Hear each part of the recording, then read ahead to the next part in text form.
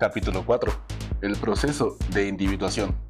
Para hacerse una idea, tan real como fuese posible de la psique, es necesario volver a situarse en el contexto de su desarrollo, desde el estado de indiferenciación inicial hasta la realización completa del ser. Esta forma de desarrollo propia de la especie humana fue denominada por Jung proceso de individuación. Se trata del proceso típicamente humano de formación y de particularización del individuo psicológico en tanto que ser total, indivisible, distinto de la psicología colectiva. No se trata aquí de una acentuación individualista del carácter, sino de la realización de la unicidad del individuo mediante la ampliación de la conciencia. Es un arquetipo, es decir, que consiste en una maduración espontánea, principio virtualmente inscrito en todo ser humano. La idea de individuación aparece nombrada por primera vez en 1916 en 7 prédicas a los muertos, como función dirigente, mostrando que el inconsciente, cuando ello resulta necesario, es capaz de suplir las carencias de lo consciente. Más tarde, la expresión función trascendente alude a la facultad de metamorfosis, es decir, de evolución, a partir de la integración de los elementos de un conflicto. La expresión proceso de individuación engloba ambas concepciones. El individuo tiende hacia una unidad autónoma e indivisible, objetivo del proceso de individuación, que Jung denomina el sí mismo. La integración progresiva de lo consciente es lo que otorga a la vez la apertura de otro distinto de sí, el reajuste y la adecuada relación con el mundo. Por último, partiendo de la simbología alquímica, Jung concibe la senda de la individuación como la unión de los opuestos, mysterium conjunctionis. Proceso íntimo de diferenciación. El proceso de individuación coincide con el desarrollo de la conciencia. Proceso íntimo de diferenciación. El proceso de individuación coincide con el desarrollo de la conciencia. En los primeros momentos de su vida, chale, ¿ves que notas que solo nos tenemos a nosotros mismos? Bueno, no es triste, pero es, no sé. Tenían fantasías afectivas. Pero pedirle a una niña que te salve es lo más inmaduro que has hecho en toda tu vida, Shinji. Proceso íntimo de diferenciación. El proceso de individuación coincide con el desarrollo de la conciencia. En los primeros momentos de su vida, el niño de pecho no diferencia su propio ser del de su madre. Jung denomina identidad arcaica o participación mística a este estado de fusión. Más tarde, la confrontación de las tensiones pulsionales con la realidad exterior, además de con lo consciente, desde que el yo está constituido, establecerá una distinción entre el sí y el otro. El sujeto se ve capacitado para efectuar la diferencia entre lo real objetivo, objeto exterior, y la imagen que se había hecho de este como respuesta a sus deseos y sus necesidades, la parte subjetiva proyectada al exterior. Así pues, esta diferenciación se realiza por relación con el mundo exterior, retraimiento de las proyecciones, a la vez que por relación con el mundo interior, toma de conciencia de los elementos que eran proyectados como formando parte del sí mismo. Considerada como proceso, la individuación es una dinámica que se transforma cada vez que el yo realiza la experiencia del inconsciente, discriminación yo-persona, encuentro con elementos de la sombra, diferenciación entre ánima o ánimos, y proyecciones efectuadas sobre el prójimo. Esta experiencia, condición para la evolución del psiquismo, genera un conflicto intrapsíquico por el cual el yo se transforma, conflicto específico del sujeto en un momento que le es propio. La concienciación es la asunción del yo de un elemento inhibido o desconocido. Su introducción en el campo de la conciencia provoca una fragmentación temporal en la que el yo tendrá que reorganizarse tomando en cuenta este nuevo elemento.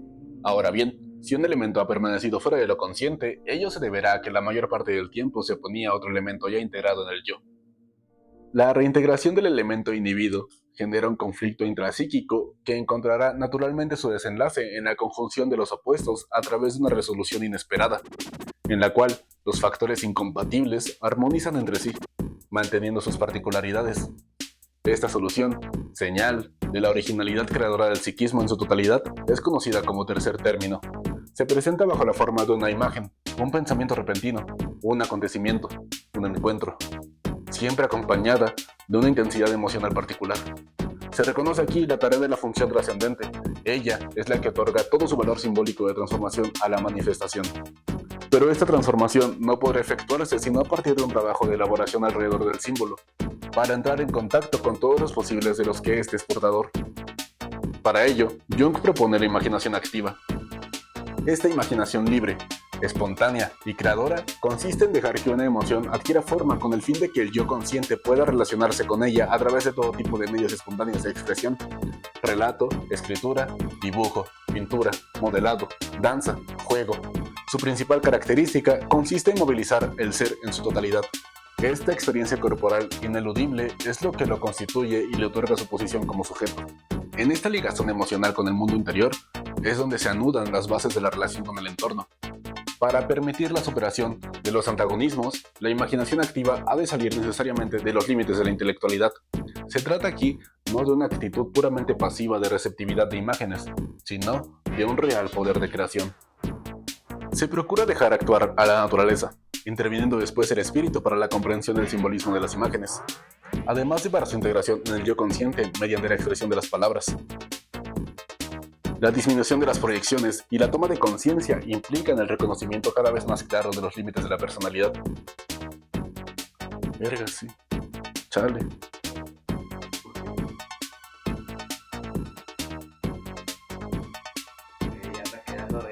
Porque hay cosas para las que no tienes solución y palabras y de repente solo explotas y dices, ¿qué está pasando?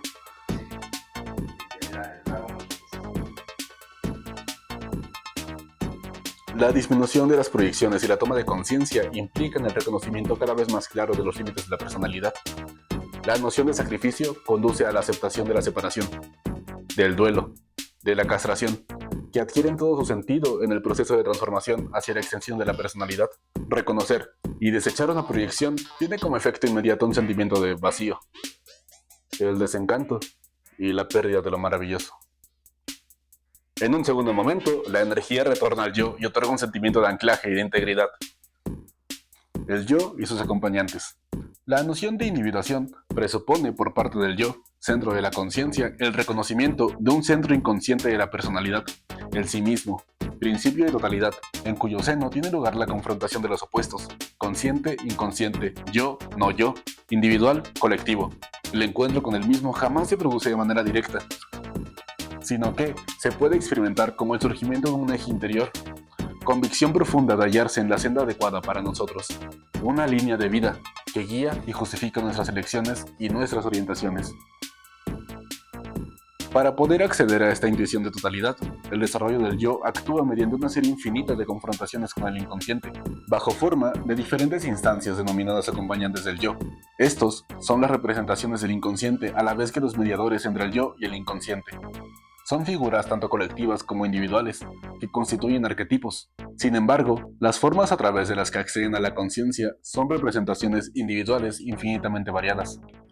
Se encuentran asimismo numerosos ejemplos de las etapas de la individuación en los mitos y relatos, que describen de manera gráfica y simbólica las pruebas que cada cual tiene que superar antes de la realización de su ser profundo.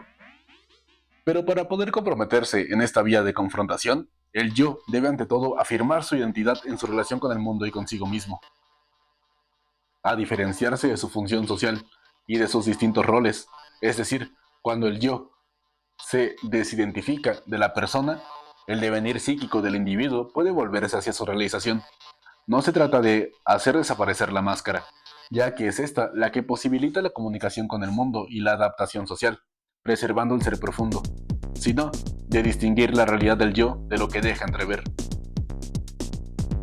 Al formarse compromiso entre el individuo y la sociedad, la persona es considerada entonces como lo que realmente es, la parte del individuo en relación tan adecuada como fuere posible con el mundo, pero que no constituye la totalidad del yo y, aún menos, la de la personalidad.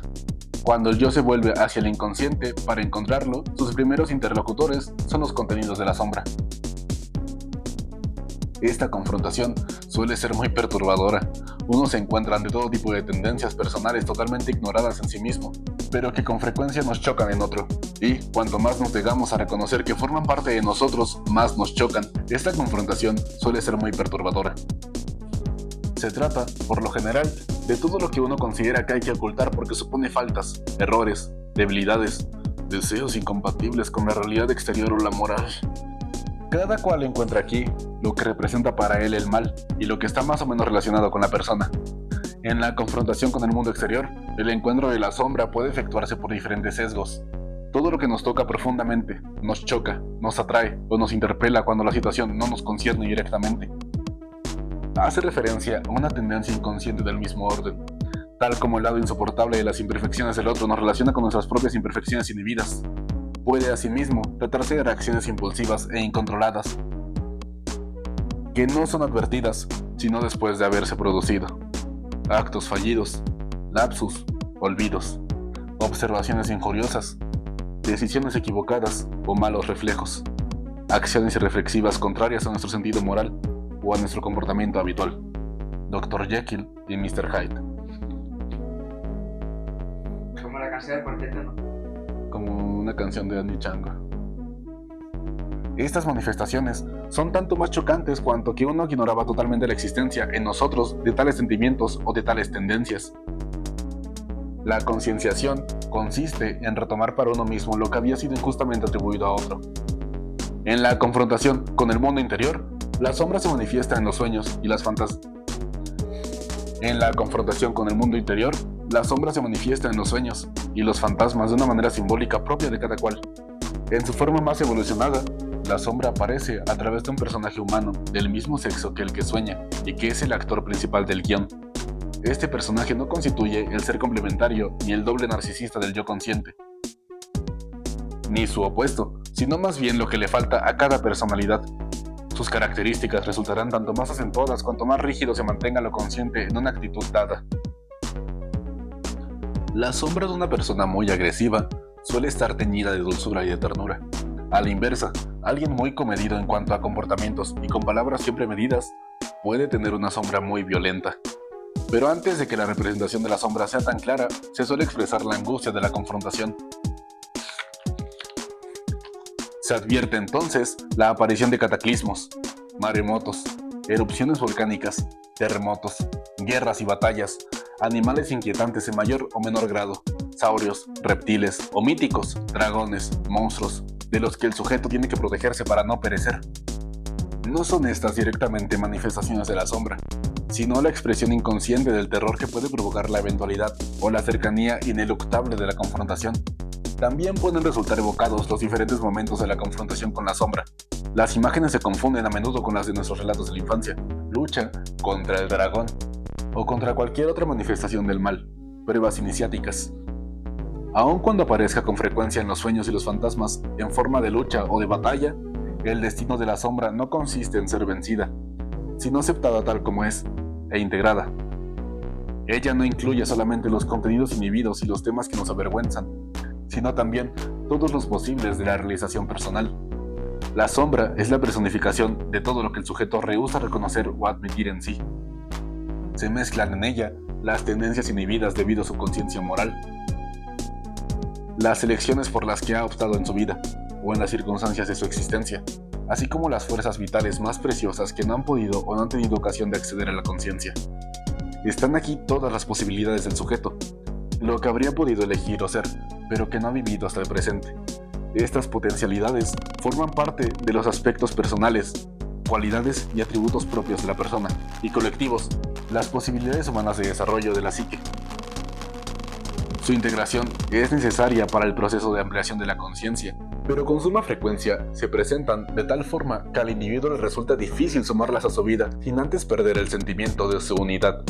Esto es porque el encuentro con los componentes de la sombra viene a cuestionar la imagen que él tiene de sí, la conciencia de su identidad, sus hábitos, sus creencias, sus vínculos afectivos, su sistema de valores y, más radicalmente, los diversos espejos de la conciencia de sí. Precisamente por el hecho del reconocimiento en él de los elementos que no entran en su sistema habitual de referencia. Esta concienciación, que implica admitir la existencia en sí mismo de tales elementos, supone un cuestionamiento de las orientaciones de lo consciente. En tanto se proyecta una parte de la sombra sobre personajes o circunstancias exteriores, ella permanece en el inconsciente. Si se acepta el encuentro con esta parte de la sombra, se afronta el problema interior, y solo entonces la energía destructiva de la proyección puede ser transformada en positiva. Que nuestra sombra sea nuestra amiga o nuestra enemiga depende mucho de nuestra actitud consciente. Ella no se muestra verdaderamente hostil a menos que se rechace su evidencia. Cuanto más se procura negar su existencia, más se vuelve perentoria, brutal y destructora. Por el contrario, la aceptación de la realidad de sus manifestaciones hace posible el diálogo. Sin embargo, Cualquiera que fuere nuestra actitud al respecto, los contenidos de la sombra suelen presentar las características del inconsciente. Impreciso, más o menos diferenciado, más o menos adaptado a la realidad exterior inmediata. Es tal el medio a través del cual el yo que se constituye consigue superar la inercia del inconsciente y renunciar al estado de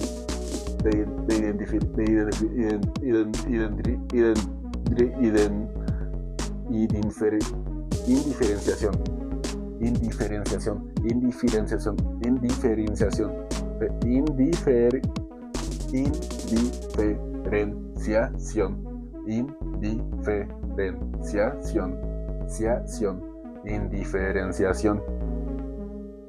Es tal el medio a través del cual el yo que se constituye consigue superar la inercia del inconsciente y renunciar al estado de indiferenciación. Con todo, corresponde al yo decidir si dicha manifestación de la sombra debe ser reprimida o tiene que ser integrada en la realidad consciente.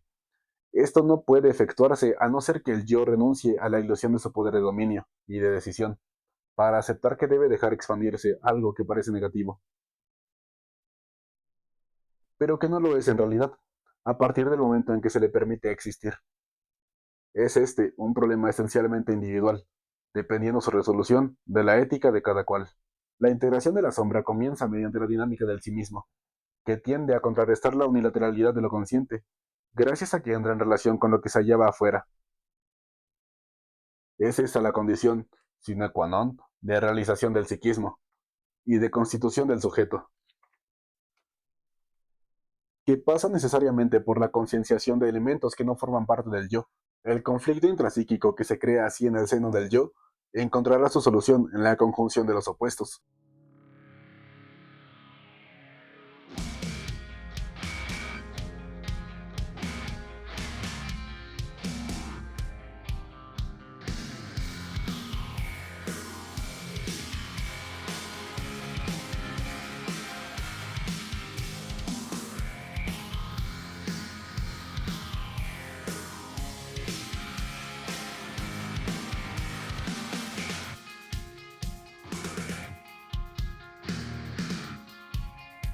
Pero la integración de la sombra no desemboca en su desaparición. El yo se ve reforzado gracias a la aceptación de esta nueva posibilidad de ser. Queda especificada su orientación y por este hecho devuelve a la sombra la tendencia opuesta. A ello se debe que esta confrontación nunca se dé por terminada. Lo que marca la diferencia es la conciencia de la totalidad psíquica y el que se consideren en todo acto psíquico los dinamismos inconscientes. El encuentro de la imagen del alma, que Jung denomina ánima en el hombre y ánimos en la mujer, constituye la segunda etapa del proceso de individuación. Jung entiende por alma un cierto complejo delimitado por funciones, que no debe ser confundido con la psique. El alma es una especie de personalidad interior, un acompañante, considerado como sujeto, con el que el yo puede mantener el mismo tipo de relaciones que con un personaje exterior. Si bien la sombra se constituye en contrapunto del yo, la imagen del alma se halla en relación directa con la constitución de la persona. Mientras que esta es factor de comunicación entre el yo y el mundo exterior, el ánima y el ánimos son factores de comunicación entre el yo y el mundo interior. Existe una relación de complementariedad, allí donde, a través de la persona, el yo correría el riesgo de perderse en los ideales colectivos y las existencias sociales. El ánima, ánimos, reequilibra el juego, imponiendo al sujeto los aspectos fundamentales de su naturaleza profunda. Cuanto más fuerte es la identificación del yo con la persona, en mayor grado las manifestaciones del ánima, animus, son brutales, desordenadas e incongruentes. A la inversa, cuando la individualidad corre el riesgo de romper el vínculo con el mundo exterior, la persona impone un marco que mantiene al sujeto en contacto con las referencias colectivas. Como personificación de los componentes femeninos inconscientes del hombre y masculinos inconscientes de la mujer, el ánima y el ánimos se basan en los datos biológicos de la bisexualidad, lo que implica que la identidad sexual no se adquiere solamente a partir de las imágenes parentales y de la experiencia concreta de la sexualidad, sino que también se halla enraizada en los esquemas de constitución, desarrollo y funcionamiento del inconsciente colectivo. La polaridad sexual del yo viene asimismo de confrontarse con su opuesto interior. El ánima y el animus organizan todo lo que cuestiona, Desde el inicio, la identidad sexual del sujeto, las formas infantiles del erotismo, moralidad y analidad, la angustia de castración, las relaciones edípicas, así como los componentes de las relaciones afectivas sexualizadas del adulto. Ánima y ánimus son a la vez las instancias y los mediadores del inconsciente. Representan un interlocutor más evolucionado que la sombra y constituyen los principales factores de la proyección. Y forman las imágenes que permiten que cada cual establezca estrecha relación con ciertos individuos bien determinados del otro sexo. Cada encuentro está, de alguna manera, guiado por el arquetipo, pero según una forma propia de cada cual. Así pues, el hombre se ve conducido a elegir en el amor a la mujer que corresponde mejor a su feminidad inconsciente, la que presenta sus caracteres. Y ocurre lo mismo para la mujer en su encuentro con el hombre. Recíprocamente, cada encuentro irá dejando su señal en la representación del arquetipo, que de este modo resultará modificada. Más profundamente sumida en el inconsciente, la imagen del ánima, animus, es aprehendida, ante todo, a través de la disminución de las proyecciones. Ella aparece solo después de este primer distanciamiento, en las mismas circunstancias que cualquier otra manifestación del inconsciente, los sueños, los fantasmas, las figuras literarias o mitológicas. Se trata siempre de un personaje femenino en el hombre y masculino en la mujer. Su aspecto no recuerda a nadie en especial. Nunca se trata de la imagen de una persona de los círculos del que sueña. Tal imagen retorna regularmente en la vida onírica, con un carácter, un rostro y un comportamiento que le son propios. Es portadora de una intensidad luminosa, es decir, de un valor emocional y afectivo correspondiente a los sagrados. La construcción de la representación inicial del ánima es realizada a partir de tres factores. La relación entre el hijo y su madre, tal como ha sido realmente vivida. La relación entre el hijo y la imagen materna, es decir, el conjunto de las imágenes interiorizadas, ligadas a lo vivido subjetivamente, correspondiente a lo emocional. Ligadas a lo vivido subjetivamente, correspondiente a lo emocional. La relación entre el hijo y la mujer que es su madre. La relación con el conjunto de lo consciente, el inconsciente y lo vivido, en relación a la madre como mujer y no ya como madre, a lo que se añade la relación entre el hijo y el ánima de su padre. La construcción de la representación inicial del ánimus se basa de manera idéntica en la relación entre la hija y su padre, así como en la relación entre la hija y el ánimos de su padre.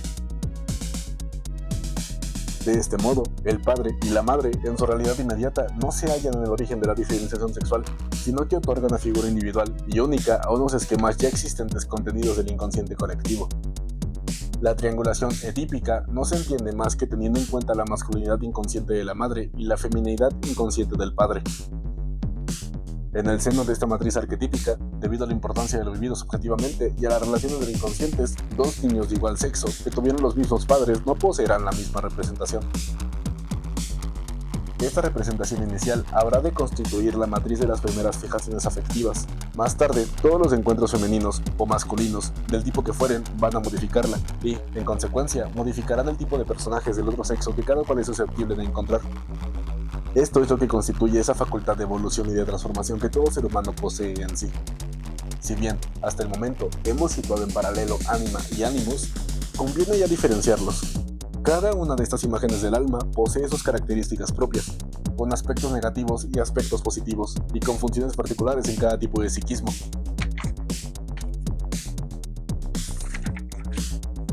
El ánima corresponde a la vida de relación y afectiva. Se manifiesta mediante los humores, la inspiración y la intuición, el apego a la naturaleza, las dotes artísticas y la sensibilidad ante la belleza, las capacidades sentimentales, todas las actitudes impregnadas de amor por los otros y que son fácilmente designadas como femeninas por su aspecto pasivo, receptivo, sensorial y sentimental. Se trata del eros, que se constituye a partir del eros de la madre y del ánima del padre. En su polaridad positiva, ella permite que el espíritu vibre al unísono con los verdaderos valores interiores. Su imagen arquetípica es la inspiradora, la musa. En su polaridad negativa, se manifiesta mediante un comportamiento irritable y susceptible. Incapaz de afrontar la realidad, el hombre se refugia en un pseudointelectualismo que le aleja de la misma, y suele efectuar observaciones mordaces, viperinas y mezquinas, sutilmente destructivas. Su imagen arquetípica es la bruja despiadada. Por lo general, el ánima se manifiesta mediante una figura femenina única. perteneciente a uno de los 4 niveles de representaciones, en función del estadio de desarrollo del psiquismo. El ánima del primer nivel se caracteriza por sus comportamientos instintivos. Se trata de figuras femeninas primitivas, que pueden asemejarse a figuras colectivas tales como Eva o Venus, o negativas, las sirenas, la mujer fatal. El hombre es prisionero de sus afectos, está poseído por sus sentimientos y sus emociones sin ninguna perspectiva posible. El ánima del segundo nivel es la mujer de acción, Juana de Arco, Diana Cazadora, las Amazonas, en la que predominan la autonomía activa y la decisión, pero también cierta rivalidad con el hombre. Este tiene dificultades para afirmarse y se vincula sobre todo con mujeres que lo dominan. El ánima del tercer nivel representa la sublimación del sentimiento. Las figuras femeninas que la representan están con frecuencia ligadas a la maternidad, la Virgen cristiana, Isis, Demeter, Kali. Si bien la Virgen cristiana no muestra sino un aspecto luminoso, las otras figuras son portadoras de vida a la vez que de muerte, de iniciación y de destrucción. El ánima del cuarto nivel, el estadio más elevado, corresponde a la sabiduría trascendente acorde a la imagen de Atenea, la Sofía de los gnósticos, las iniciadoras y las musas. La dimensión femenina se relaciona estrechamente con la dimensión masculina, y ella se convierte plenamente en acompañante del yo en una dimensión de plenitud y de armonización. Todas estas tendencias pueden animar y fascinar a una psique masculina, tanto en positivo como en negativo. El encuentro de lo femenino se efectúa necesariamente a través de toda una gama de representaciones ligadas al desarrollo de la psique. El ánimos corresponde a la inteligencia, al espíritu. Su principal característica es el racionalismo creativo, rectitud en el juicio y precisión en la percepción, reforzadas por una convicción interior fuerte y espontánea, que la mujer procura imponer por todos los medios. Es el logos, que se constituye a partir del logos de la madre y el ánimos del padre. En su polaridad positiva se presenta de una forma activa, estructuradora, creadora y elevadora. Su imagen arquetípica es el guía interior. En su polaridad negativa se manifiesta como algo duro, frío, obstinado, totalmente inaccesible a la discusión y al razonamiento lógico. La opinión suele ser justa, pero de una verdad muy general, que raramente se adecua a la situación planteada. Sus imágenes arquetípicas son el demonio de la muerte y Barba Azul. El ánimo se manifiesta frecuentemente como una asamblea masculina. Numerosos hombres que presentan características diferentes, por lo general complementarias, en el seno de uno de los 4 niveles de representaciones. El ánimos del primer nivel aparece como la fuerza física.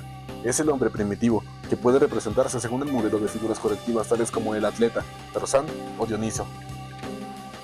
El ánimos del segundo nivel es el seductor, Don Juan, o el hombre que se distingue por sus acciones, el actor, el militar. El aspecto activo predomina sobre el aspecto corporal, posee el espíritu de iniciativa y la capacidad de actuar de manera organizada. El ánimos del tercer nivel ve aparecer el verbo, hombre político, profesor, sacerdote, gran orador. Se advierte aquí la importancia de la palabra, la del que posee un saber, una verdad, a la vez que el reconocimiento social. El personaje es aquí representativo del desarrollo intelectual y de la adaptación social.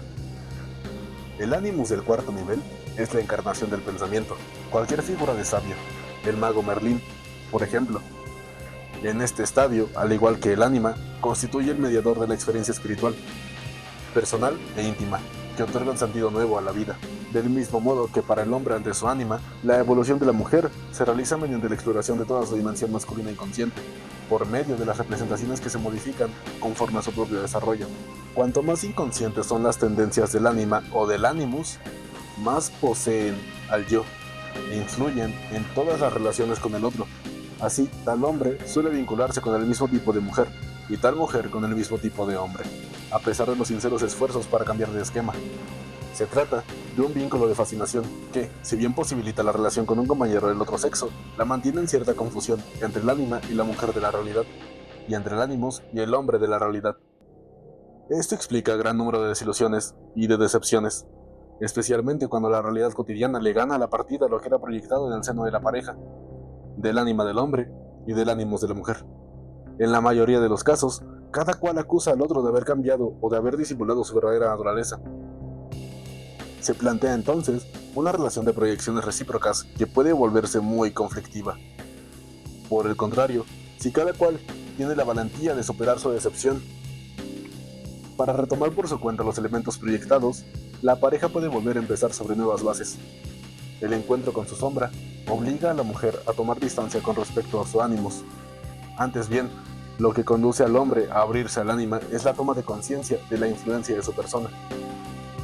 En nuestra sociedad, la mujer ha tenido que identificarse con sus ánimos para afirmarse, con frecuencia a expensas de las manifestaciones espontáneas de su feminidad. Por el contrario, el hombre muestra más bien tendencia a rechazar sus condicionantes femeninos, para identificarse con un modelo social masculino más o menos caricaturesco. El distanciamiento de las proyecciones del ánima o del animus se produce por diferenciaciones sucesivas de las imágenes parentales, del yo, de los modelos colectivos insertos en la persona, y por la disminución de las proyecciones sobre el prójimo. Tal es la diferenciación del ánima en la mujer y del animus en el hombre. Y mediante el distanciamiento, y mediante la relación con su propia ánima o animus, el hombre o la mujer integra su capacidad de vinculación, de palabra y de encuentro. La influencia del ánima y animus sobre la vida de la relación se vuelve positiva y contribuye a la maduración del psiquismo. La integración progresiva del ánima y del animus conduce naturalmente al encuentro de otros arquetipos, en especial al del viejo sabio, simbolizado por el hechicero, el profeta o el mago, y el de la gran madre, simbolizado por la diosa de la fecundidad, la gran sacerdotisa o la madre tierra. A través de estas representaciones, el sujeto entabla relación con la esencia misma de su parte masculina, principio espiritual, y de su parte femenina, principio material de la naturaleza primordial. Es este el desarrollo de la espiritualidad, la integración de una dimensión trascendente en el yo consciente. El peligro a este nivel consiste en caer en la fascinación de estas imágenes, que se convierten entonces en objetos de identificación. El hombre juega al profeta, al fundador de sectas, y la mujer se convierte en una madre sumamente poderosa e indispensable, capaz de todo y organizadora de todo. Las energías que dinamizan estas figuras arquetípicas, fuerzas de conocimiento, no están verdaderamente a disposición del individuo, sino cuando ha aprendido con total humildad a distinguirse de ellas. Cuando estos arquetipos son integrados como simples instancias al servicio de la psique, el sujeto se aproxima a la personalidad total como realidad de vida, el sí mismo. El sí mismo es el núcleo más interior de la psique, arquetipo de la totalidad, así como el yo es el centro de la conciencia. Él es no solo el centro de la psique, sino también su circunferencia, que abarca a la vez y simultáneamente lo consciente y el inconsciente. No se trata de un yo profundo, es un esquema organizador colectivo que actúa en la composición y las energías del psiquismo. Al igual que todo arquetipo, si bien su esencia y su energía son colectivas, sus manifestaciones son el reflejo de los elementos constitutivos de la persona, en su más estricta individualidad. A ello se debe que no constituye un objetivo en sí. Es el camino que conduce de lo indiferenciado a la individuación, y la energía que hace posible la experiencia. Es un principio de cuestionamiento y de conflicto, pero también de conjunción, de autorregulación y de unificación, que actúa mediante la dinámica de la compensación o por el efecto de hallar el centro. No se lo puede aprehender en sí, sino a través de sus manifestaciones o la intuición que pueda tenerse de su principio. Es una experiencia a la que contribuyen lo consciente y el inconsciente, lo corporal y lo transindividual. El concepto del sí mismo no proviene de una reflexión. Se le impuso a Jung al final de ese largo periodo de cuestionamiento que siguió la ruptura con Freud. De su confrontación con el inconsciente surgió poco a poco la idea de un principio inconsciente de funcionamiento, en el que el psiquismo encuentra su verdadero eje de crecimiento.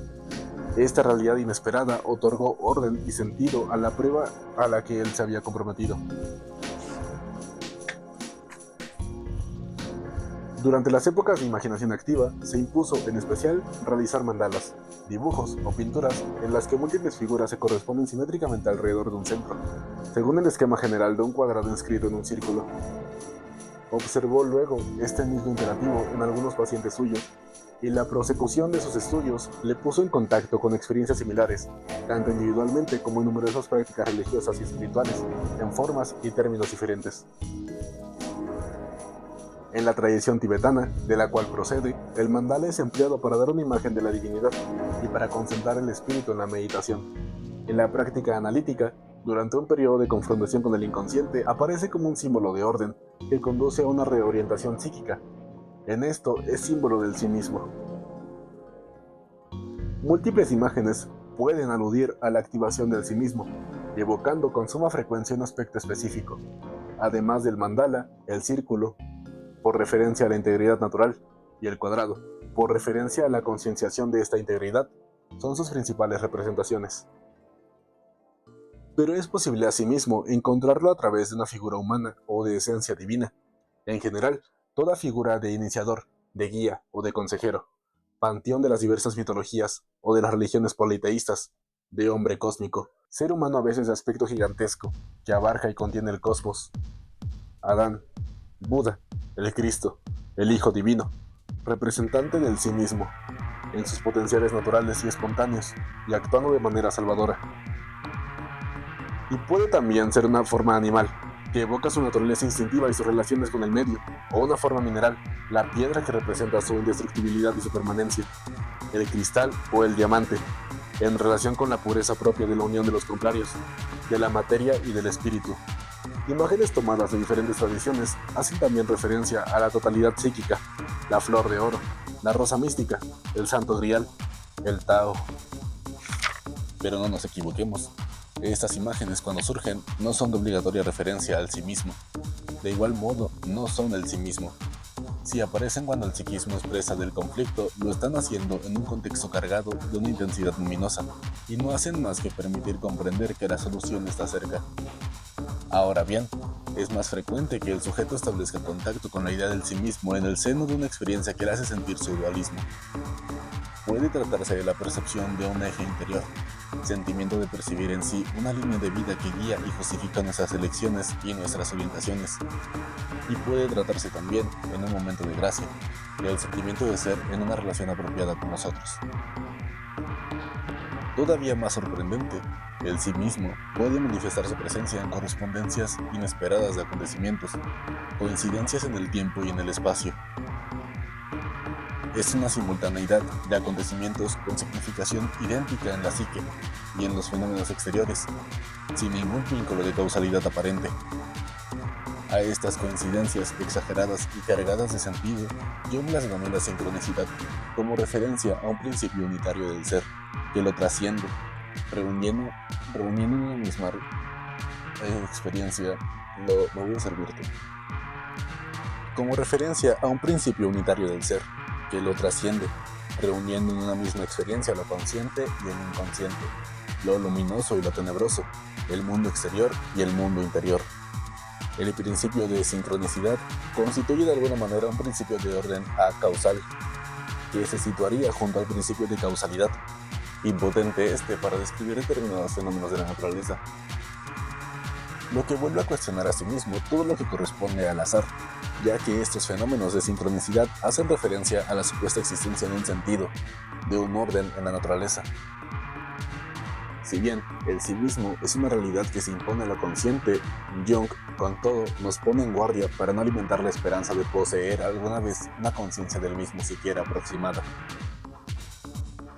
En tanto que centro de la psique, arquetipo de la totalidad, sigue conteniendo esa masa imprecisa e inasequible que constituye el inconsciente.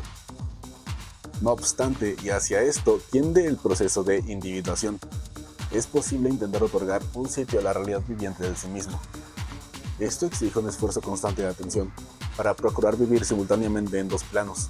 Se trataría de permanecer, como antes, en contacto con el mundo que constituye nuestra realidad cotidiana, y, al mismo tiempo, volverse receptivo a todas las sugerencias, a las señales de los sueños y de los acontecimientos exteriores que el sí mismo emplea para simbolizar sus intenciones.